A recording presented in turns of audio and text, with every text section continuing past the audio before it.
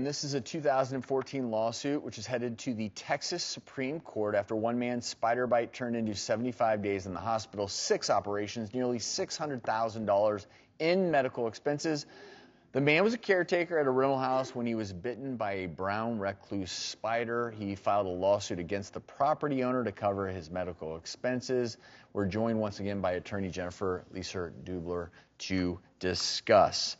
All right, who's going to win this case, in your opinion? So this is a really interesting issue, and it's actually an unprecedented case. It's based on this ancient legal principle, Latin phrase called fere naturae, which basically means that as a property owner, if an individual comes onto my land and gets bitten by, attacked by a wild animal, and insect spiders are considered wild animals. Including black widows? Including black widows. Okay.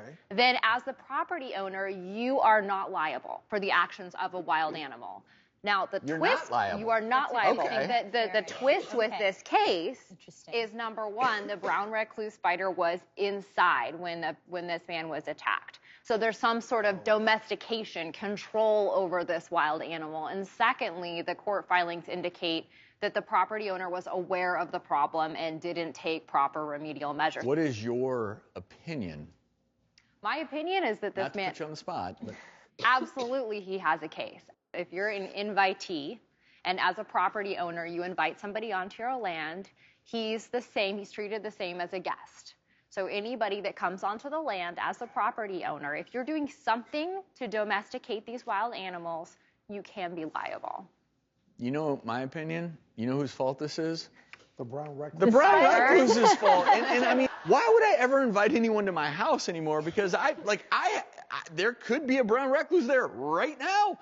And if a brown recluse happens to be lurking in the shadows of your attic and you have a caretaker up there and they get bitten, there is nothing you can do as a homeowner to prevent that. There really isn't. You're doing your spraying, you have the pest person come in, but there's that period of time where that spider can... But she's saying the pest person is also an invitee. Right. So that's what's mind-boggling could sue to you, me. Drew. The pest person could sue No, you. he's In this assuming case, the risk because he's a pest person. no, she said they're invited. But so there right? was some action on the part of the property owner that they were aware of the problem, right? There's some indication that they knew that this was a problem and they didn't take proper remedial measures. So they've already been put on notice. This isn't a case where the property owner had no idea that one So you're saying that brown is the key to spiders. this, that this was a property owner that was renting out the property, and despite knowing that there were going to be guests on this property, they were negligent because they knew there was a problem and they did not try to fix it. I think that that's what this case is going to turn on. I mean, there's always has to be someone to blame, and to me,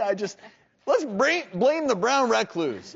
Let's sue the brown recluse for $600,000. That's a good ruling, Doc. Thank you for sharing your opinion and perspective.